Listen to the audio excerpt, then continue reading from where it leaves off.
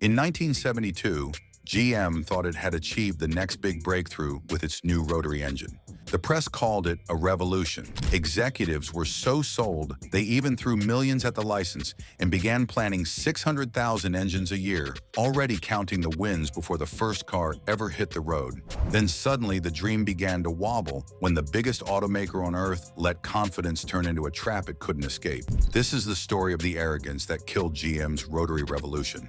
Stay with us, and let's start with how GM first got pulled into the global wave of rotary hype. By the late 1960s, every major automaker seemed to be chasing the Wankel dream, and GM wasn't about to let Mazda, NSU, or even Mercedes look more futuristic than Detroit's biggest powerhouse. The rotary looked perfect on paper. It weighed about 200 pounds less than a conventional engine, had roughly half the moving parts, and made power with a smooth, almost electric feel. GM engineers bragged that early prototypes squeezed out around 150 horsepower from just 3.3 liters, outmuscling even the company's own 307 V8. For a corporation built on scale and confidence, this engine sounded like destiny. Then came the moment of corporate adrenaline.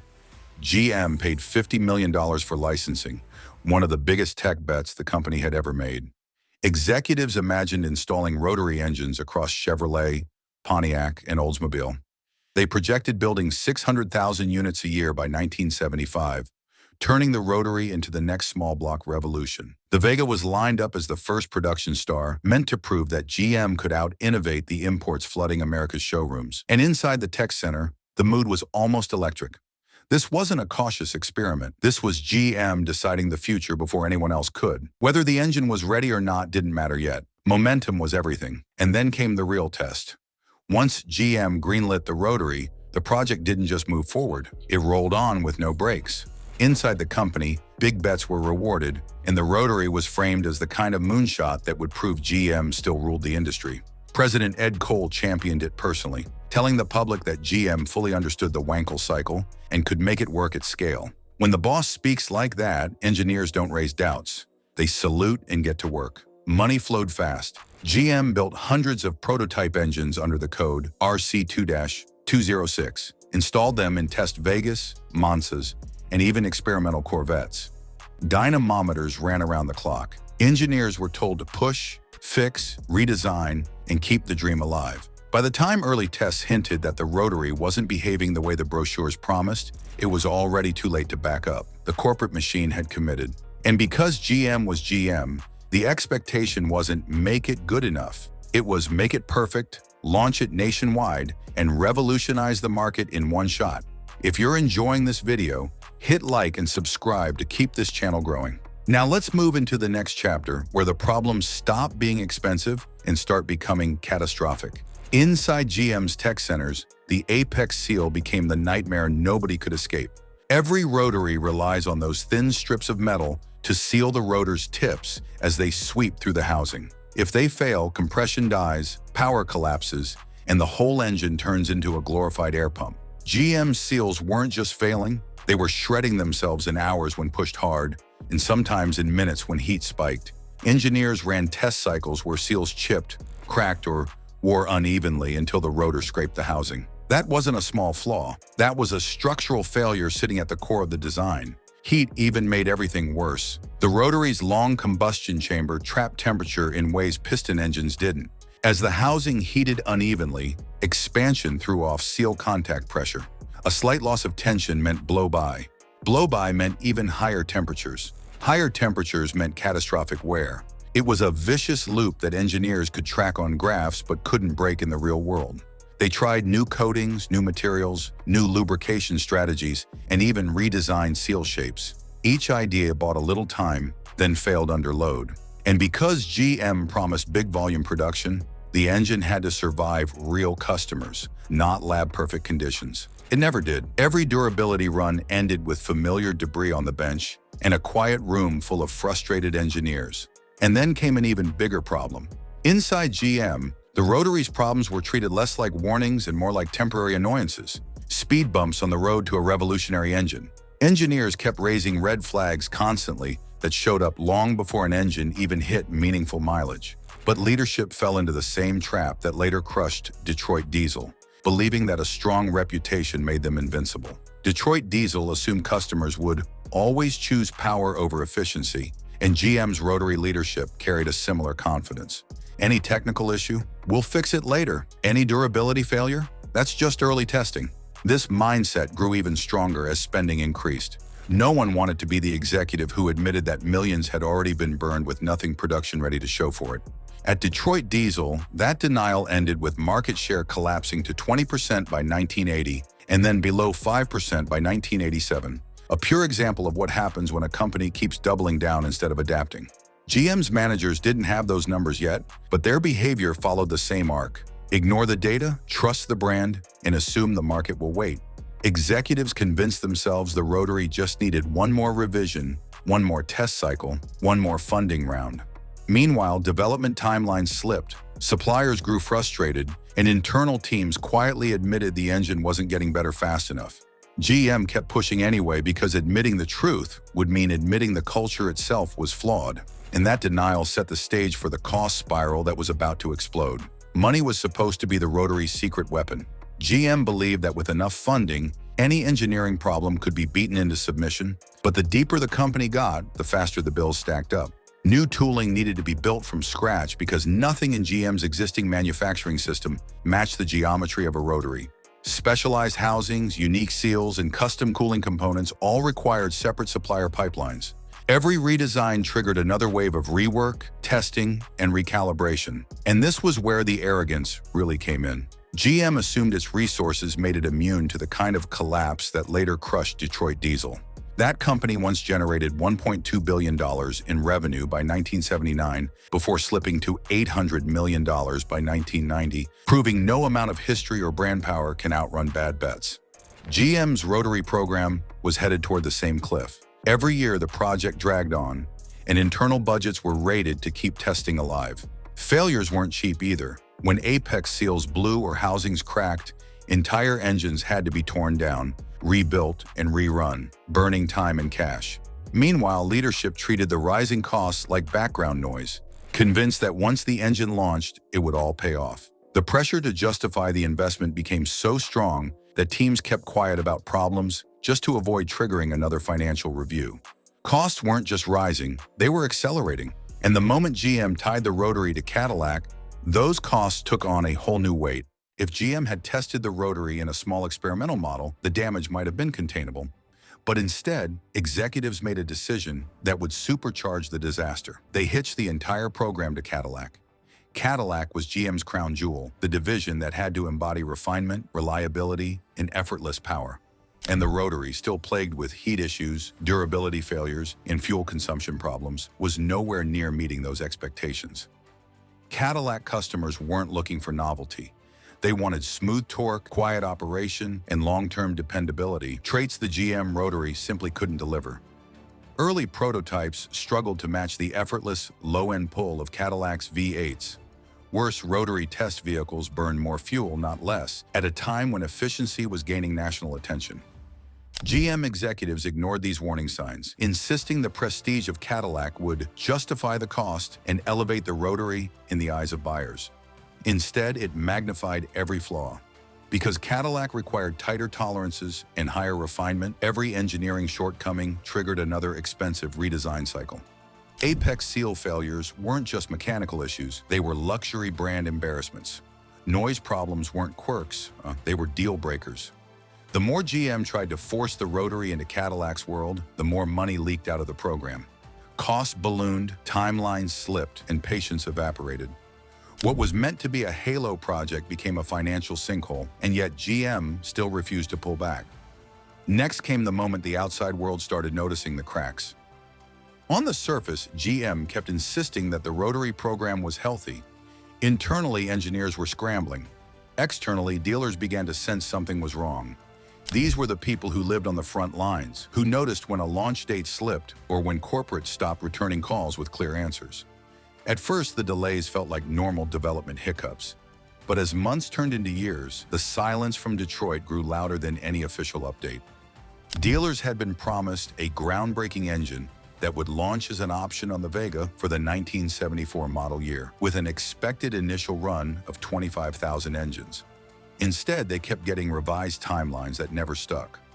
One quarter it was early next year, the next it was later in the model cycle, and eventually it shifted into a vague soon. When dealers pressed GM for details, they got polished talking points rather than the technical truth. Service managers, however, heard whispers through the engineering grapevine. The main issue was the apex seals failing at low mileage, sometimes as early as 15,000 miles in testing. None of that aligned with the glossy story the corporate kept feeding them. The more GM dodged questions, the more dealers hesitated to hype the Rotary to customers. And once dealers stop believing, the sales pipeline collapses before the product even lands. GM didn't just lose control of the message, they lost faith from their own network, and that damage spread fast. Dealers weren't the only ones sensing trouble. By this point, journalists had caught the scent too. The Rotary had been hyped publicly for years, ever since GM made a splash with that $50 million licensing deal and promised a revolution in the auto industry. Popular Science even put the sleek Vega Rotary on its May 1972 cover, cementing public expectations. GM had set expectations sky high, promising an annual production of 600,000 units by 1975. When promised milestones didn't happen and the 1974 release date for the Vega option slipped, the press started asking sharper questions. At first, GM tried to keep the story tight, framing delays as normal fine-tuning. But automotive journalists are trained to spot spin. They noticed test cars going quiet. They noticed engineers who clammed up during interviews. They noticed how GM kept shifting the target without giving a real reason. Eventually, leaks started surfacing. Frustrated engineers whispered about apex seal failures at less than 30,000 miles. Others hinted at brutal fuel consumption. Reporters didn't need much. A few credible rumors were enough to spark headlines questioning the project's feasibility and GM's claims of achieving 100,000-mile durability targets. GM tried to counter with more optimism, but the message no longer matched the reality. The company couldn't show working production-ready engines. They couldn't offer updated specs. They couldn't silence the rumors because the rumors were true.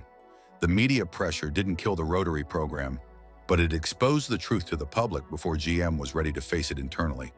The story was slipping out of their hands, and the timing could not have been worse because the world was about to change in a way that made the Rotary's flaws impossible to ignore. Nothing hit GM's Rotary program harder than the 1973 oil crisis. Practically overnight, the American car buyer changed. Gasoline prices spiked, supply tightened, and suddenly fuel economy wasn't just a selling point, it was survival. And this was the exact moment GM's Rotary engine revealed its most unforgivable flaw. It was thirsty. Not mildly thirsty, catastrophically out of step with the new reality. Before the crisis, GM could downplay its fuel consumption. The Rotary's smoothness, compact size, and promised performance made the trade-off seem acceptable. But once gas lines stretched for blocks, the equation shifted. A car that burned fuel faster than the engines it was meant to replace was now untouchable. Mazda, the world's only successful Rotary producer at the time, had already discovered this the hard way. Its sales collapsed by 50% between 1973 and 1974 because its Rotary cars struggled with the same fundamental issue. If a company that mastered the technology still got crushed by the crisis, GM, with its half-working prototypes and inconsistent results, never stood a chance. And fuel economy was only part of the disaster. Emission standards tightened with equal force. Even Mercedes, which built a fully functional four-rotor powerhouse for the C111 concept, concluded the Rotary's slow, inefficient combustion made clean emissions almost impossible. If Mercedes couldn't fix it, GM certainly wouldn't. The oil crisis didn't merely complicate GM's Rotary dream, it exposed it. Under the harsh light of economic reality, the engine's flaws weren't engineering challenges anymore. They were business liabilities. And GM had already spent too much to admit it. While GM kept clinging to its Rotary dream, everyone else was pivoting like their lives depended on it. The 1973 oil crisis hit, and overnight, fuel efficiency became the new horsepower. Japan, Germany, and even GM's own US rivals poured money into smaller, thriftier piston engines. GM, meanwhile, stayed trapped in its own echo chamber. convinced the Rotary would somehow pull off a miracle. Mazda read the room instantly. After Rotary sales crashed from 100,000 units in 1973 to under 50,000 in 1974, they didn't pretend the trend would magically reverse.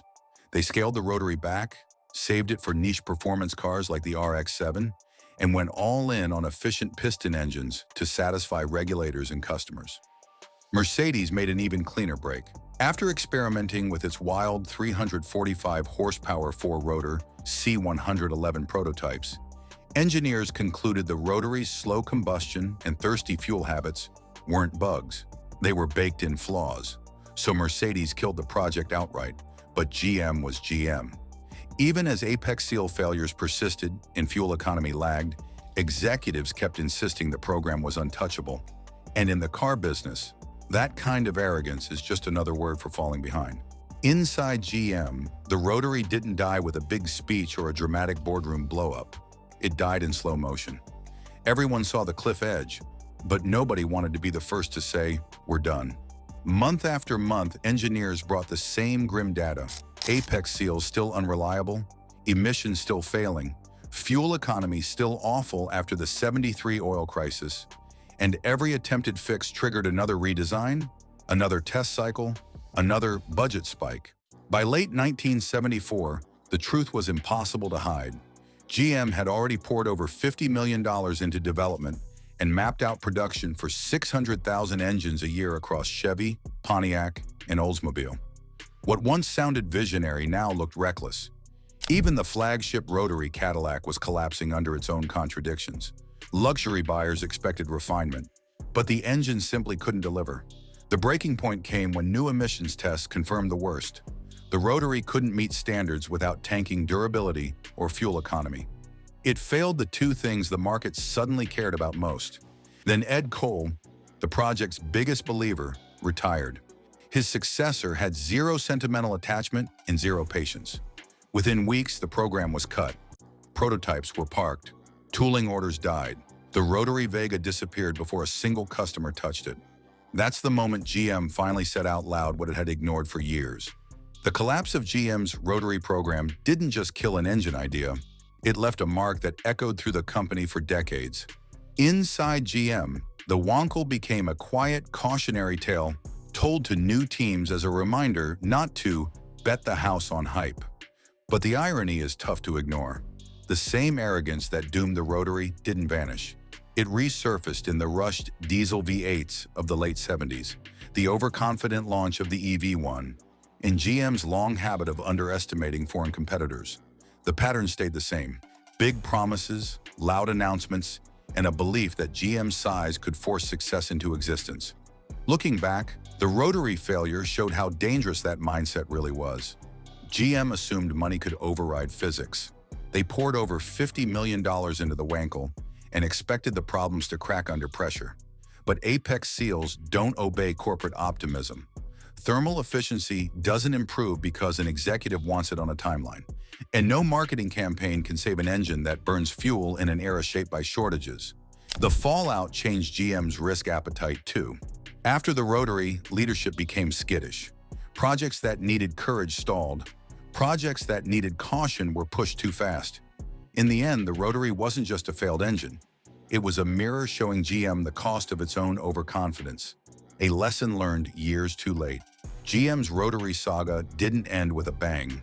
It ended with executives staring at numbers they could no longer spin and realizing the future they promised simply wasn't coming.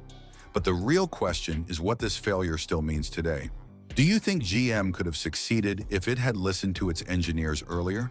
And if Mazda mastered the Rotary, why couldn't the world's largest automaker do the same? Drop your thoughts in the comments, hit like if you enjoyed the video, and subscribe for more stories that cut through the myths and get to what really happened. Thanks for watching.